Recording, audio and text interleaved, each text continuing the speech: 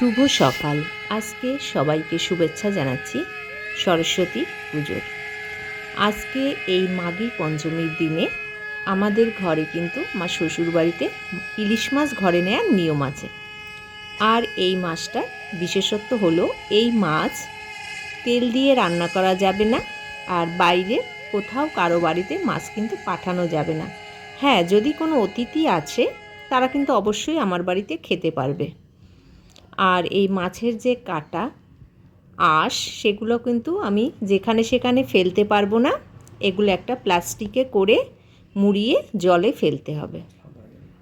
আর এই মাছ কিন্তু তেল ছাড়া রান্না করতে হবে, শুধু হলুদের গুঁড়ো, লঙ্কার গুঁড়ো আর পড়বে লবণ আর জল, এই দিয়ে এই মাছ রান্না করতে হবে। আর এই মাছ কিন্তু বিজোড় সংখ্যায় কাটতে হবে, বেগুনটাও ঠিক তাই বিজোড় সংখ্যায় কাটতে হবে। এটা কিন্তু আজকের এই মাঘী পঞ্চমীর দিনে আমরা ঘরে আনি। আর যদি কোনো কারণে আনতে না পারি, ধরুন শনিবার পড়লো, ওদিন আমাদের নিরামিষ, যদি শনিবার পড়ে তাহলে সেই পূর্ণিমার দিনে, মাঘী পূর্ণিমার দিনে।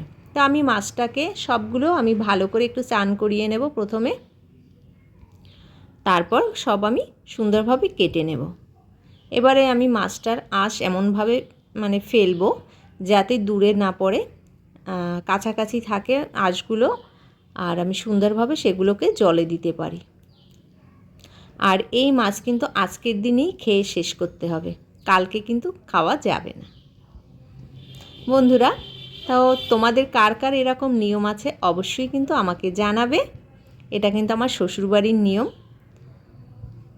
আমরা কালী পুজোর পরে আর ইলিশ মাছ খেতে পারি না। আজকের এই দিনে ইলিশ মাছ ঘরে এনে পুজো করে ঘরে এনে তারপরে কিন্তু আমরা আবার এই মাছ খাওয়া শুরু করি। অনেক দিন পর কিন্তু আমাদের এই মাছ আজকে ঘরে এলো।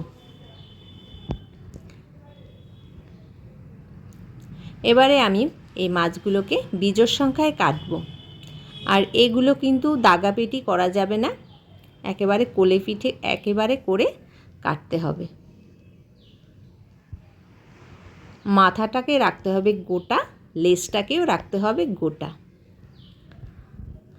জানো তো, এই মাছ খেতে কিন্তু একটা অপূর্ব স্বাদ, যা সবসময় সব মাছে পাওয়া যায় না।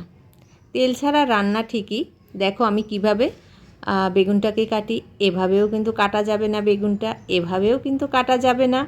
দেখো কিভাবে কাটতে হবে। এই যে আমি পিছন দিক থেকে বেগুনটাকে কাটছি, ঠিক এভাবে কাটতে হবে। এবার বিজোড় সংখ্যায় কাটতে হবে। এভাবে আমি কেটে কেটে ভালো করে ধুয়ে তারপরে রান্না করব।